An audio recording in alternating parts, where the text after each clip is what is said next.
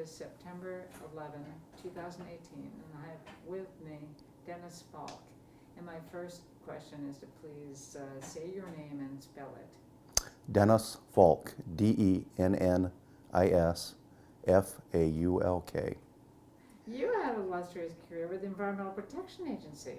It was a great place to work. It was a great place. So tell me about where you're from, when you were born, and how you got interested in environment.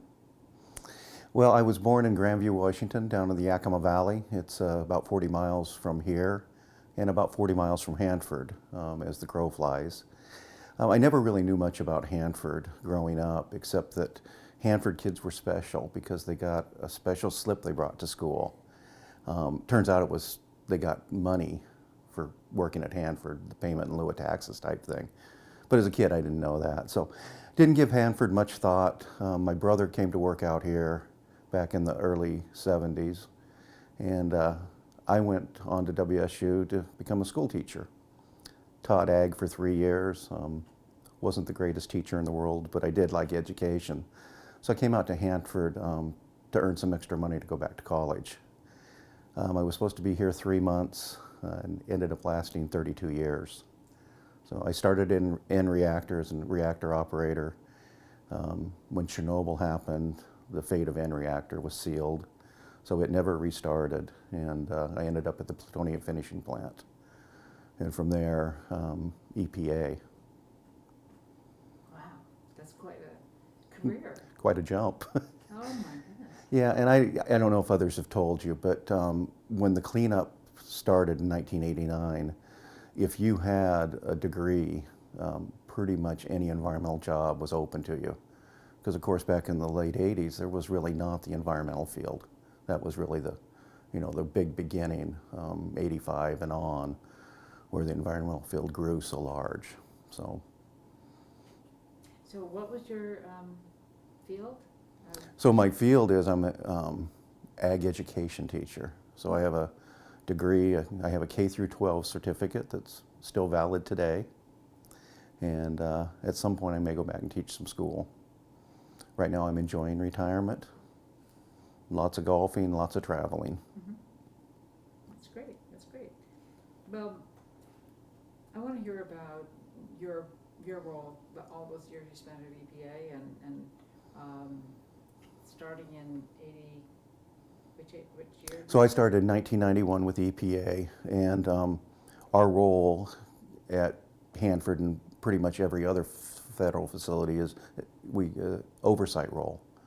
So we basically make sure that all the federal environmental laws are followed. We also are the ones who select the remedy if there happens to be a disagreement between the parties. We've never had to do that alone. We always had both the state of Washington and DOE on board with the remedies we selected. And again, we would set the how clean is clean standard within our decision documents. For Hanford, it was a big unknown. No one had done radioactive cleanup before. And there was a lot of skepticism that it could be done. Turns out cleaning up radioactive soils is probably one of the easiest things in the world to do, because almost all our waste sites, at least along the river, had gamma emitters. And of course a Geiger detector can detect it in the soil. So in retrospect, it turned out to be one of the easier cleanups because we could actually chase the contamination with our day-to-day handheld equipment. So again, that was a big surprise to a lot of people. The other surprise is just how much chemical contamination there is at Hanford. And if you look at all the major groundwater pump and treat systems, they're all focused on chemicals, be it chromium along the river or carbon tetrachloride on the central part of Hanford. And the reason for that is the Department of Energy and their contractors were so focused during the production years on radionuclides, they never checked for chemicals. So when a retention crib or whatever had met its doom because it's failed for a radionuclide, more than likely it also failed for chemicals. So we didn't check for chemicals till the mid-80s. And of course, when we started looking for them, we found them everywhere. Interesting. I don't know if you'd heard that one yet. Had you heard that about, again, the chemicals being more problematic than the the radionuclides. No one said that. Yeah, so that's, so again, you have to kind of look at it in retrospective. Mm-hmm. So, all right, feed me another question. Well, this is interesting. So tell me, you were there in 91. So in 92 was the Federal Facilities Compliance Act. So can you talk about that and how that changed things? So for Hanford, not a lot on the work that I oversaw, because I oversaw the Superfund cleanup, which was cleanup of soils, groundwater, and old buildings. Now, the Compliance Act really put DOE on a schedule to get them in compliance with RCRA, the Resource Conservation Recovery Act. So each site would come up with these site management plans, and so that was a pretty big deal for that. And then the other thing coming out of that was the idea of perhaps having these Federal Advisory Committee groups around the nation. The Department of Energy jumped on it immediately and formed them at all their major sites. The Department of Defense was a little slower to act, but they also set up, they called them Restoration Advisory Boards. So that was the other good thing that came out of that whole Federal Facility Compliance Act, and then led to the Keystone Dialogue and ultimately establishment of these boards. Interesting. So once we go back to your perspective, working on the Superfund cleanup, maybe you could talk about what was Superfund and what was this cleanup entail? Yeah, so the Hanford site is unique, and the Hanford Agreement is unique in that it tries to incorporate RCRA and CERCLA together. We always call it RCRA-CERCLA integration. And the best integration is when everything works together perfectly, which is never. But ultimately, we're taking care of historic sites under the Superfund program. So again, it was those 2,000 cribs and trenches out there that had received historic discharges. A decision was made pretty early on to take care of all the groundwater under the Superfund program. Again, it's got more flexibilities than RCRA, and it just seemed like a better tool, and the state was agreeable to that. And then we took down a lot of old buildings using the Superfund process also. It's a different part of the Superfund process called removals, but again, very effective. The other thing about the cleanup that most people have lost is probably the number one thing we did in the early 90s was turn off liquid waste discharges to the soil. It's pretty hard to clean up groundwater if you still got millions and millions of gallons of contaminated water continuing to recharge it. So by about 1995, all the liquid discharges outside of one or two septic systems had been turned off. And that really, if you look at Hanford cleanup, it got started in earnest about 1995. Groundwater systems were starting to go in because, again, we were drying up the aquifer and not putting millions of gallons back into it. So in 95, how many plants were operating that were discharging these wastes? So just about every plant was discharging waste. They weren't operating, but they still had cooling water that had to go through them. Of course, large septic systems. Hanford is a big city, well, 20,000 people. So again, all that infrastructure, water still had to happen. They built 2 treatment facilities, one in 200 West, or excuse me, 200 East, and one in 300 area. So those processes that still had chemicals in them and radionuclides actually went to treatment facilities, and then the water was injected in a site where it wasn't contaminated. So just trying to imagine, were any of the reactors out there part of this? I mean, it's 10 miles away from... Yeah, so the reactors for the most part were already in a mothballed state. So there was, outside of N had a few people, but again, they had discharged all the fuel. In fact, the N area fuel is what gave rise to the problems at K Basin, because all that fuel got moved over there and then over the years corroded. So the other sources of this continuing discharge were, I guess, plants around the Central Plateau. Central Plateau, and then again the 300 area, the process water was still running. because the facilities haven't been cleaned out. So until you put a facility into what we call dark and dry, you're going to have some liquids generated more than likely. So you were able to do that in just a year? It took about 3 years. We started in 1992, and then by about 1995, those 2 plants had been built, and again, the discharges had ceased. Had they ceased, or was it going through a cleanup thing? Well, some of them, we'd say they're ceased because they're no longer going to the soil column. And again, to me, it's one of those little-known facts that nobody ever even thought about. They had set a milestone to turn those liquid discharges off, and it was met. Okay, so then 95, you mentioned there were 2,000 cribs and... About 2,000 waste sites at Hanford. 2,000? About 1,000 along the river, and about 1,000 up on the central part of Hanford. When we originally started, they thought there would be about 1,000. But through the process of cleanup, we discovered a number of new sites. And the contractors had a program they called the Orphan Sites program. And they would just go out and find sites, quite literally, and then we would add them to the cleanup decisions and clean them up as we went along.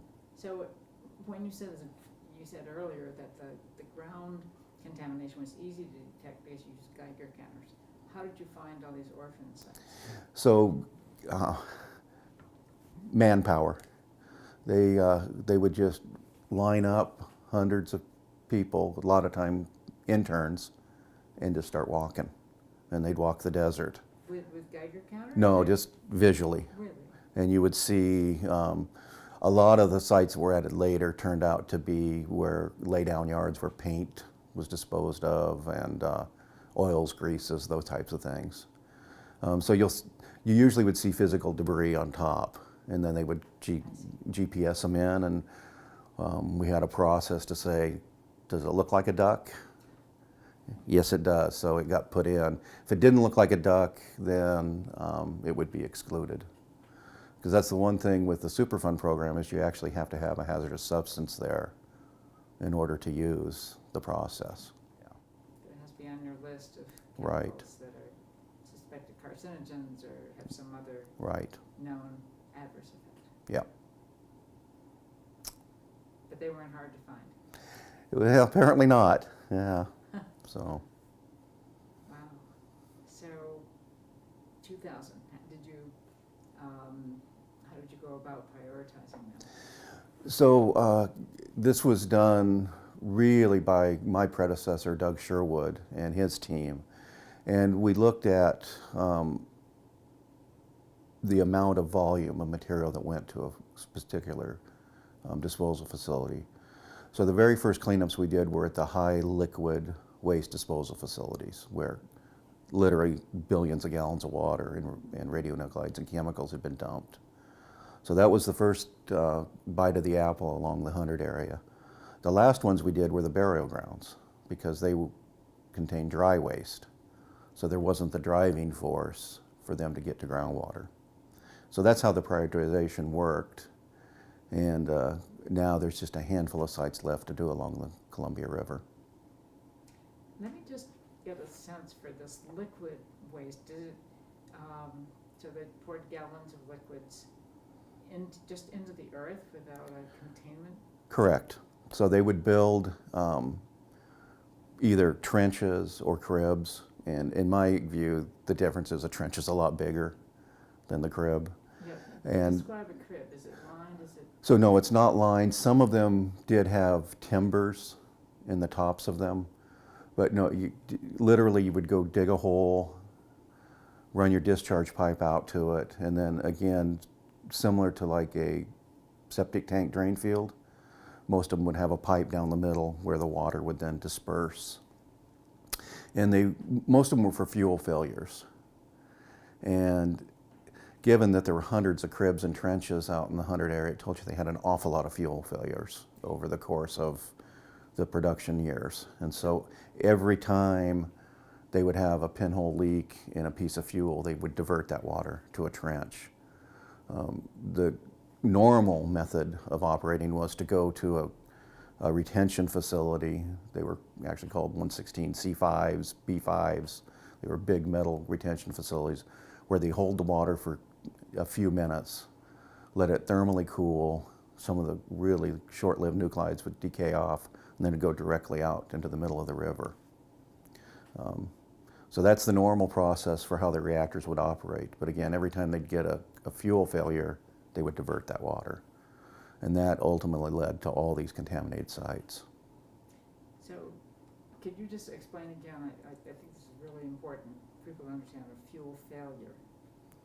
So again, the uranium fuel was inside a jacket of either zirconium or some other type of protective metal. That outer sheathing would get a pinhole in it where it would start to spray out radionuclides into the cooling water. And the operators would know that because, of course, they're monitoring what's going on within that water system.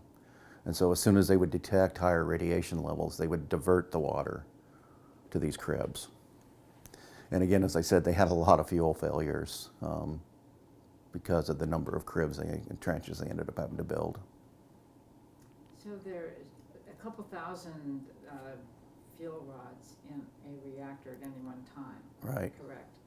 And these process tubes are independently monitored, so they would know the water that was contaminated is from this one process tube, and then they would just empty that. They'd empty that tube out. Yeah. And replace it. So this was really a temporary. Well, of course, the water's going through very quickly, so it's a lot of water fast. Right. Yes. And I don't know how long it took them to do the diversion. Yeah. But it was probably relatively quickly. You know, someone had to go out in the field and turn a valve, send the water that way instead of that way. Right. So the level of contamination was probably varied. Is it one little pinhole versus several? Or? So most of the liquid waste sites really had very low levels of radionuclides discharged to them.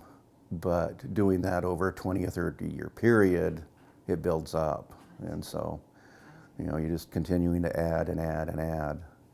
And the cleanup levels in today's environmental standards are quite low. So it doesn't take very much to push you over that limit. So what are the cleanup levels as compared? So for radionuclides, there actually is none under EPA for soils. So what we were using in the early years was a 15 millirem cleanup standard, and then you would back calculate to a picocurie per gram for each radionuclide. And that 15 millirem came from some already published standards, which was 10 millirem out of the air pathway, and also 4 millirem from groundwater. And so the thought was, well, 15 millirem from soils is pretty equivalent to the other two pathways.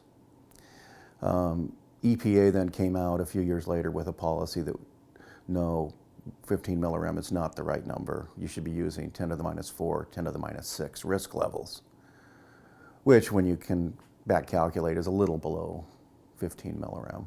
But the way most cleanups are done, you're really getting back to background because you're removing all the contamination and replacing it with clean backfill. So although you might have a little bathtub ring with some radionuclides, could you ever go find them again? Probably not, because again, you have all that clean backfill sitting in your bathtub. So 20, 30 years of pouring these liquids that are slightly contaminated, the radionuclides, and your cleanup fix is really to dig with backhoes or whatever. That's it. Entire pit, and then what happens to that contaminated soil? So most of the soils went directly up to the central part of Hanford at our environmental restoration disposal facility. It's the largest disposal facility, at least in the United States and maybe the world. How big is it? I can't tell you now, but it's really big. I've lost track in a year of retirement of how much was in it. But, and then if it had chromium contamination, almost all the chromium contaminated soils need to be treated because the chrome's very mobile. And the last thing you want to do is put it up in the central part of Hanford and have it get back in the environment. So all that waste was treated up at the disposal facility to bind it up.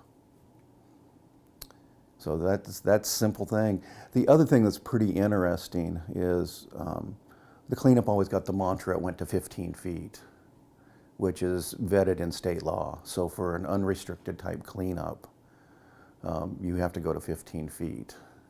And that is to allow for a basement to be built. And most basements are 12 feet, at least in this state, and it gave you a 3-foot buffer. At Hanford, the rods required more than that. They required you to take out the engineered structure or to the mass of contamination.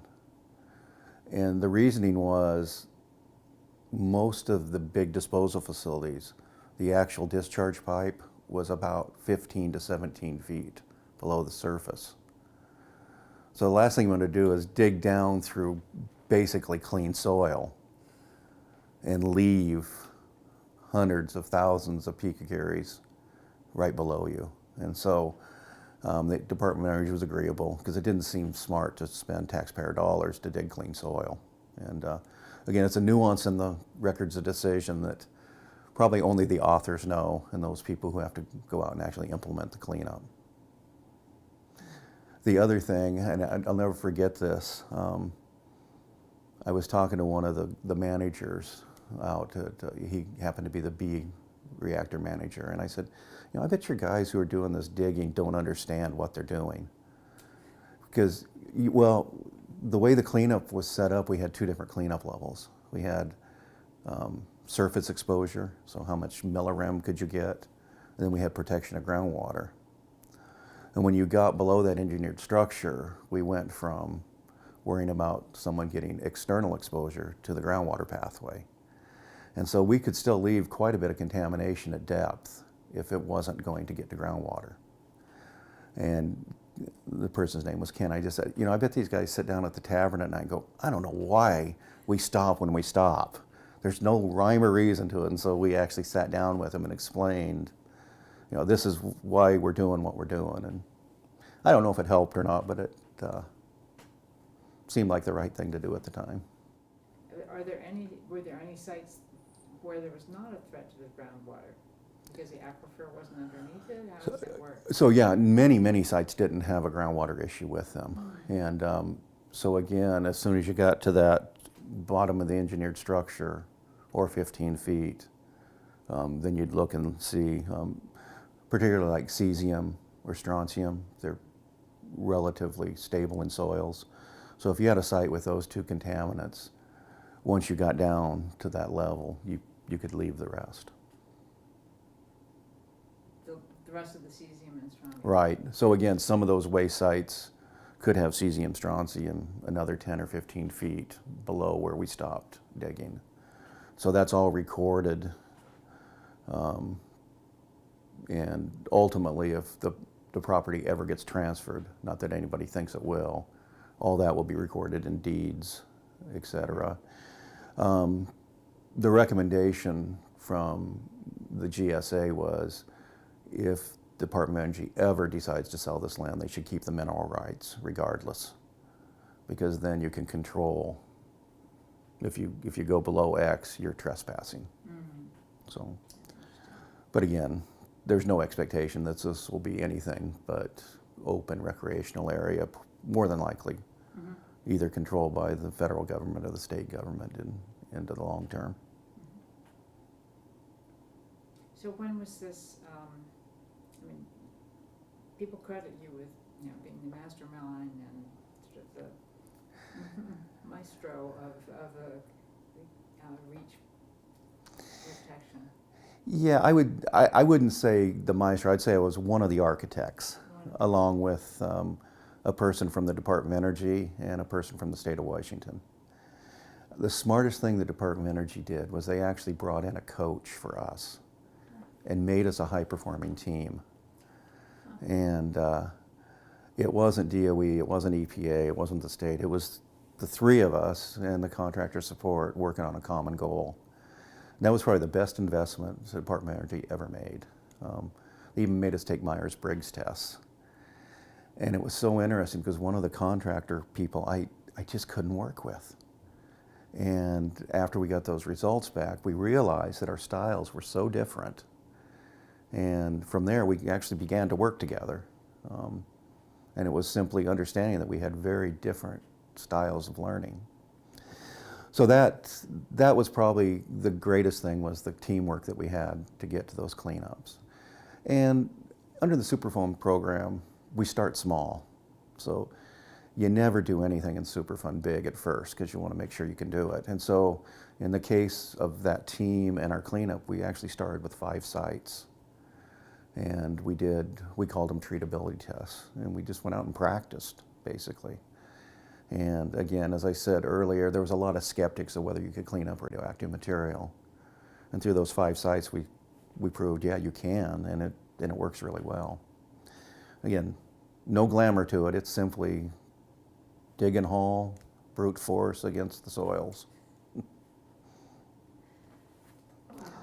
So Cindy, one other thing that, I don't know if we're going to go there, but one of the things that the early organizers of the tri-party agreement realized we had to have public buy-in into this cleanup. And so back in the early 90s, we formed something called the Future Site Use Working Group, which ultimately gave rise to the Hanford Advisory Board. The Future Site Use Working Group report became the roadmap that at least the regulatory agencies used to help guide the cleanup. And the basic message in that report was clean up along the river to the best of your ability, knowing that we're going to have to use the Central Plateau for waste management into the future. And a pretty simple concept, but to get people from so many different walks of life to agree to those premises, that really became a roadmap and made things a lot easier. Because when push come to shove, we could come back and say, you know, this is really the will of the people. And so that was a really helpful tool to have as we sat down to negotiate what this cleanup might look like. So DOE is the one who approached us about, about the Hanford Advisory Board. Well, about having the future use. I believe that really came from my former boss, Paul Day. Again, he understood that. At the time, Leo Little and Ron Izat were with the Department of Energy. They were very agreeable to it. Because the one thing, energy pays for everything here, pretty much. EPA did contribute $10,000 to that multi-million-dollar effort. But ultimately, I think it was Paul Day with his folks at Energy that said, this is something we ought to do. Yes. Yeah. And then that led to the creation of the Hanford Advisory Board. Yeah, there was in between, there was the Tank Waste Task Force, which was set up very similar, almost the same players. So we went from the Future Site Use Working Group to the Tank Waste Task Force, then morphed into the Hanford Advisory Board. And that EPA, I felt like we had a big part in helping get the board established. Department of Energy was originally going to set up their own board, and we were not going to be part of it. The state wasn't going to be part of it. The state already had the Nuclear Waste Advisory Council. So EPA's sitting here going like, all we need is dueling boards, Right. And we're not part of either one.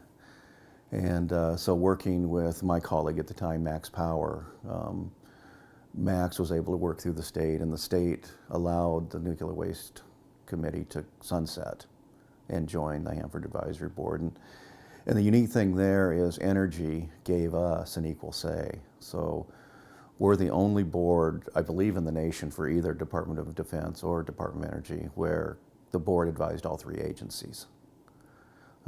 And that was a big give for the Department of Energy. And especially because, again, the stakeholders tend to be watchdogs. EP and ecology were watchdogs. So a lot of times their advice tended to favor our viewpoints. But again, they've been together over 20 years now, incredibly successful. I'm very proud of them since, again, I helped put that together too. That's fabulous. So what else worked about this whole experience of cleaning up this immense?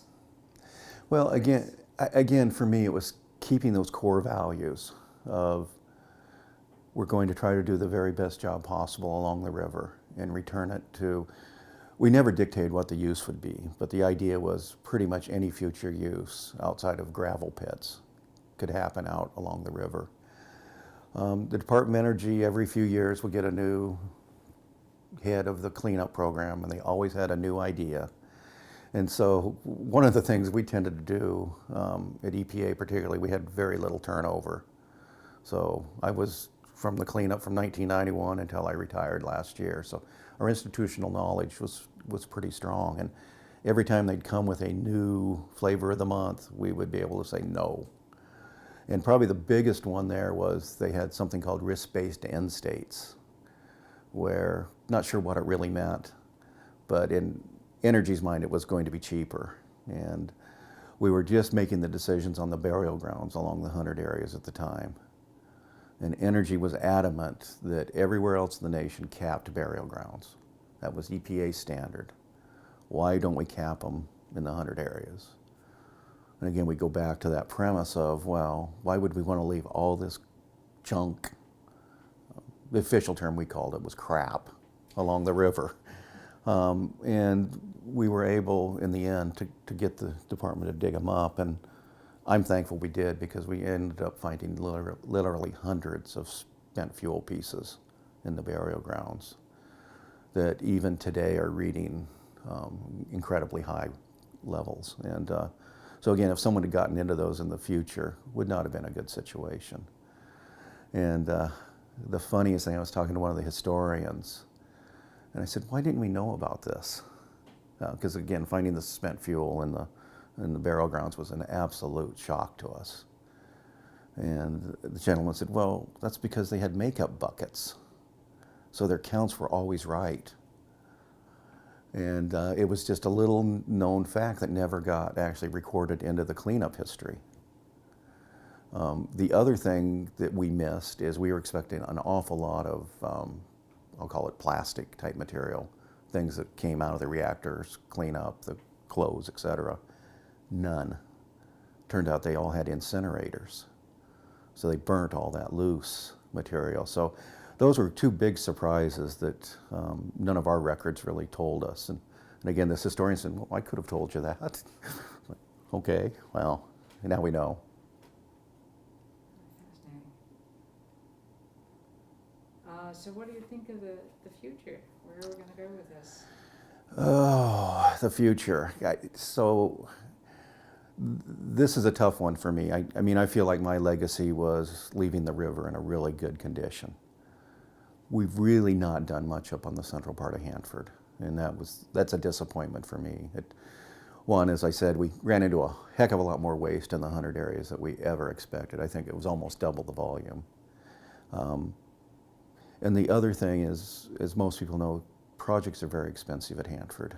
And so when I left, we really had our money tied up in 3 major projects on the cleanup side: the plutonium finishing plant, K-basin sludge, and the groundwater treatment systems. So there's not a lot of money to go around for the rest. And the big question that Hanford has to wrestle with is, what do we do with that central plateau long term? Is it going to be a waste management area in perpetuity? The logical side of my brain says yes. So if it is, then why don't we clean it up like a waste management area? Then the environmental side of my head goes, but if we do that, we're going to leave a lot more waste in place. Because again, you'll treat it as a 10-mile waste pile instead of each individual. Those decisions haven't been made yet. And that is ultimately going to be a really difficult decision for somebody in the next 5 or so years. So, did you say there were 1,000 different?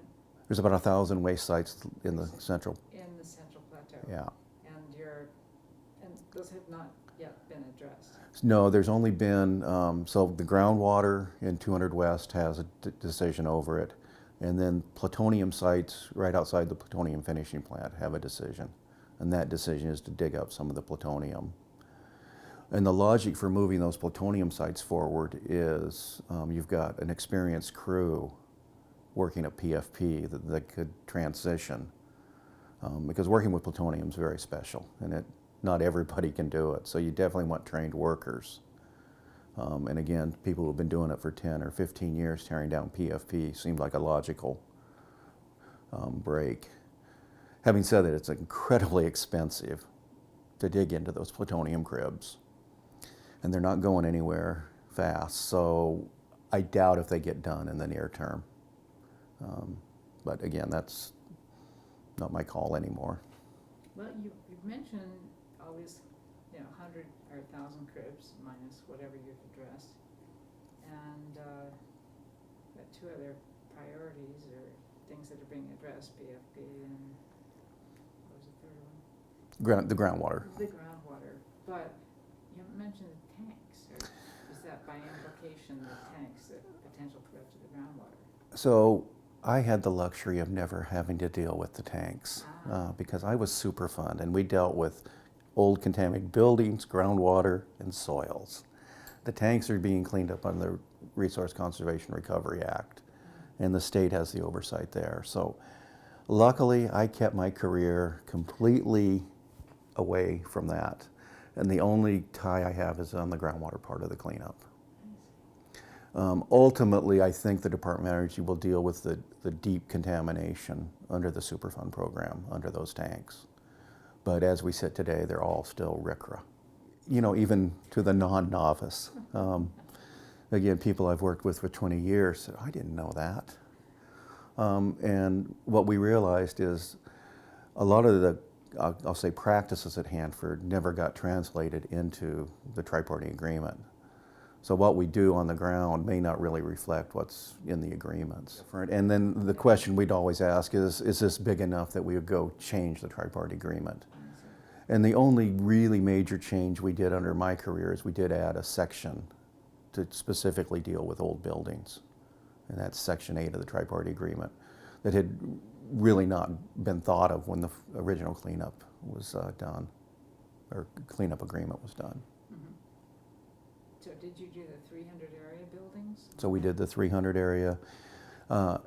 In the most simplistic view, we say the state has the tank farms, EPA oversees the rest of the cleanup. In practicality, the state was there with us because they do a lot of the Superfund work too, because our staff was way too small. So we split the Superfund work pretty much down the middle with the state. But we retained all of the regulatory authorities. So, and that worked pretty good because the state, they're paid by DOE, they have a much larger staff. EPA now is down to, I think, 3 people working on Hanford from a high of 8 during the ramp up of the cleanup. So is this reflection of, is this, just the woes of EPA and that they're going to get cut back, or is it just the way it? I wouldn't say it's the woes of EPA, I would say it's the woes of the cleanup. Again, if you have your money going into 3 major projects, those projects are very mature. They take very little regulatory oversight.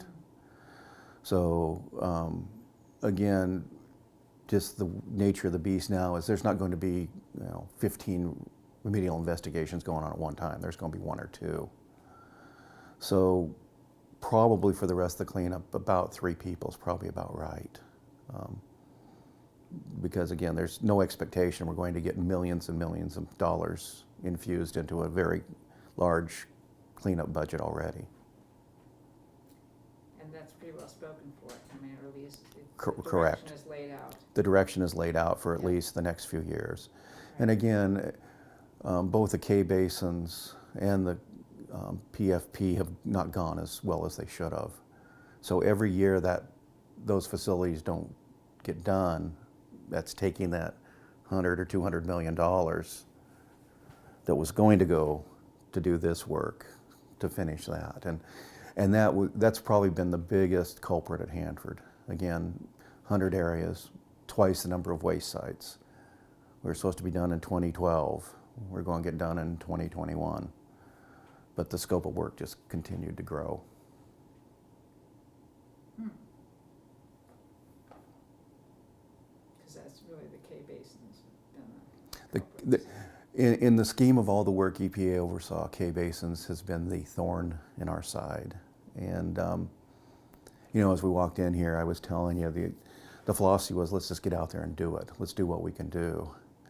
K basins was one of those few projects that kept saying, we can invent a better plan. We can invent a better plan, and they did it 5 times. And finally, the 5th time, they said, enough's enough. And of course, they're starting to move the rest of the sludge out of there now. But that's a lot of times, it's just get a plan, stick to the plan. To quote one of the DOE or contractor managers, it's like, plan the work, work the plan. Plan the work, work the plan. And that gets it done. Well, someone was saying earlier today about the tank situation. We've had 5 different plans and they get scrapped for different reasons, but. Right, you know, the one thing, and again, I can say this because I didn't have anything to do with it.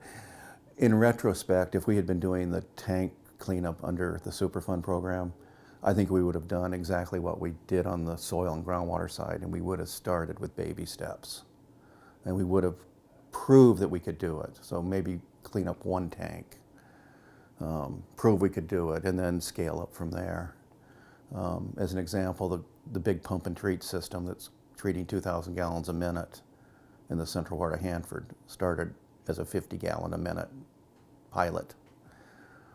We got good at it, we went to 150, and then we moved it to, at the time, full scale at 200, and then now ultimately at 2,000.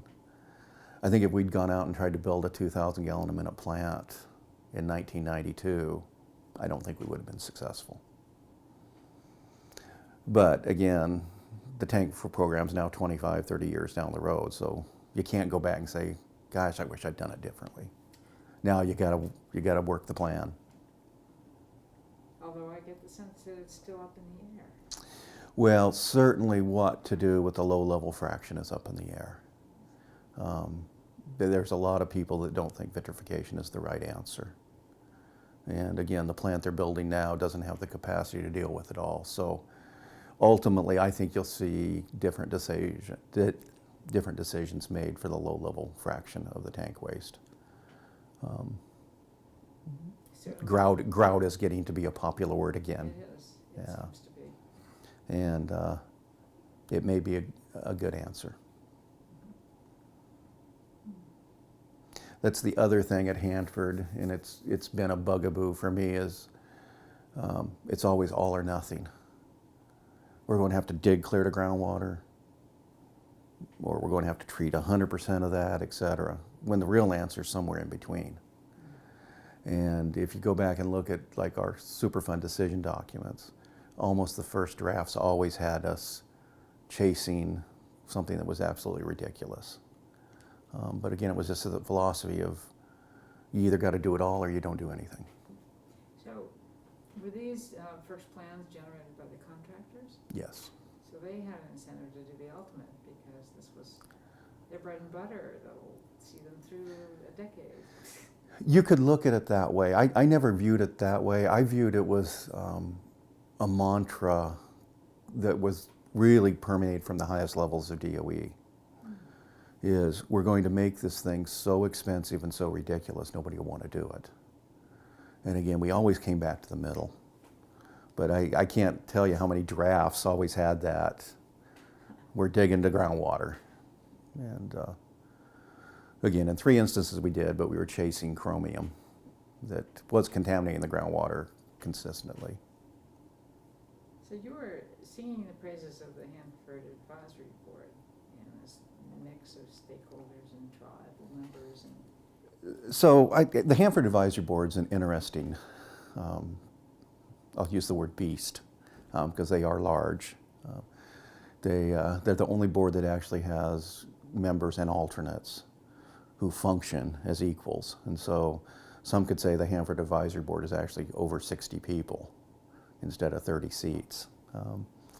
And they have always held to their values. and their values are always very pristine. Protect the Columbia River, do no further harm, take forceful actions against groundwater. So all their core values have always been there. But they also overlay a pragmatic sense. And they're really good at not saying, I told you so. Because a lot of times their advice, if it had been followed to the T, would have turned out better for Hanford cleanup. They've issued, I think, over 200 pieces of advice now, and some of their more memorable ones. The biggest thing back in the early 90s was not in my backyard. They called it NIMBY. Well, we didn't have a disposal facility for Hanford. And so for them to accept us building the ERDF was a really big step. And we spent a lot of time. And again, this is one I'll say bad EPA is, I was talking about the all or nothing. So our proposal was to build a 7 square mile facility. And the Hanford Advisory Board goes, that is the dumbest thing we've ever heard. Why wouldn't you build it as you need it? Oh, well, we hadn't thought of that. So that's what we ended up doing is we authorized the first 2 cells, and then as we would need more cells, we'd authorize them.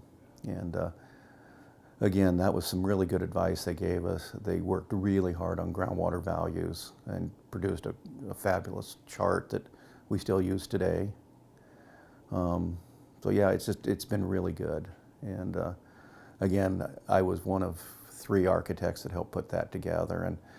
And it was really, the foundation was laid with the Future Site Use Working Group, and we didn't really deviate too far from how that was set up. And I think that's why they've become so successful. That's neat, that's a great story. That's a great story. So is there anything that we haven't talked about that you would like to add to spur on the next generation who will be working on this? No, but again, you have to remember Hanford is a marathon, and you got to just keep running and keep running, because ultimately the people working out there will get to the finish line. And it's hard, to keep public interest. And the weird thing, I had a lot of private sites too that I oversaw cleanup. The big difference between the federal government and the private side is the private side has their money. You don't have to all of a sudden wait for that fiscal year to bring some money in. And that, at least the last 15 years, has been the biggest challenge for these big federal facility cleanups is we never had a budget October 1st. And a lot of times you didn't know what your budget would be until halfway through the year. And it's really hard to plan cleanup work when you don't know what kind of money is going to be behind you. And that also gave rise to why milestones move so often. Because again, I'm not going to penalize the Department of Energy for not getting the money. They have to ask for it, Congress doesn't give it, so be it. Schedule's got to slide. That to me was probably the biggest frustration of not having that. We know exactly how much we're getting, and we know exactly what work we're doing every year. We had something called the integrated priority list that we would draw a line. And if extra money came available, we'd move something above that line. And that's how we dealt with it. And the Hanford Advisory Board was part of that process? Not really. So the Hanford Advisory Board, and I think it was wise, they never got in a position of picking priorities. They said that's not their job. That's our job to figure out how we end up dealing with the resources. And I think that was a wise thing for them to do, because when they start picking priorities, things will start falling off the table that maybe they didn't want to.